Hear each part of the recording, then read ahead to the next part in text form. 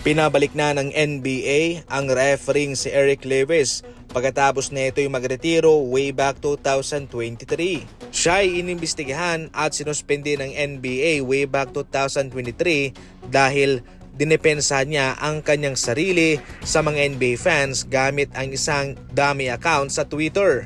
Inamin naman niya ito at inamin niya rin ang kanyang pagkakasala at tuluyan na nga siyang nagretiro.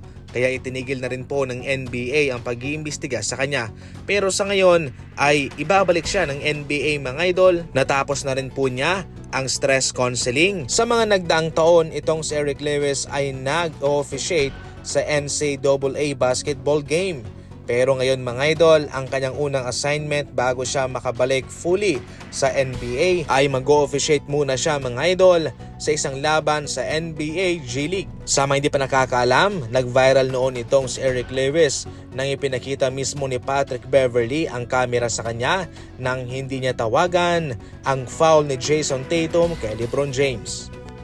Kahit yamado ang OKC Thunder sa kanilang laban kontra Minnesota, hindi pa rin naman po nagpatinag ang Minnesota sa pagbabalik ni Anthony Edwards kung saan sa mga huling segundo, siya mismo yung gumawa ng mga big plays para matalo ang malakas na OKC Thunder.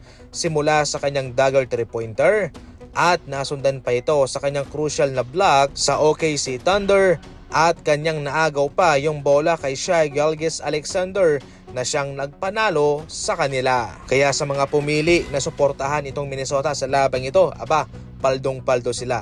Congrats sa inyo. Maraming salamat sa pagpili sa Minnesota. Sa kabilang banda mga idol, eto na ayon mismo kay Evan Sidri, sinusubukan na ng Golden State Warriors na mag-canvas patungkol kay Buddy Hield sa trade market.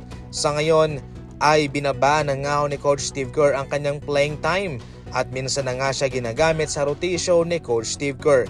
Sa ngayon po ay desidido na ang Golden State Warriors na siya ipakawalan kasama si Podziemski na ating ibinalita nung nagdang araw na ititrade din po ng Warriors. Maghahanap ng mas magaling na shooter ang Golden State Warriors. Sinubukan naman siya, binigyan naman siya ng chance pero hindi na talaga nakakatulong itong si Buddy Hield sa Golden State ngayon. Sa ngayon mga idol ay umani naman po ng samot-saring reaksyon ang hindi pagsabit ng New York Knicks ng kanilang NBA Cup banner. Sa Amazon Prime sa kanilang programa ay kanilang isinabit yung kanilang bersyon ng NBA Cup banner ng Knicks. Totally mayroon pong karapatan at kalayaan ang Knicks na kung ano ang kanilang gagawin sa kanilang banner, kung ito ay kanilang isasabit o hindi. Yun po ay kanilang karapatan mga idol. Mas mabuti na rin po na huwag nilang isabit para makapag-focus sila sa kanilang susunod na goal, ang manalo ng kampyonato. Yun po ang malaking goal na gustong makuha ng Knicks, hindi po itong NBA Cup.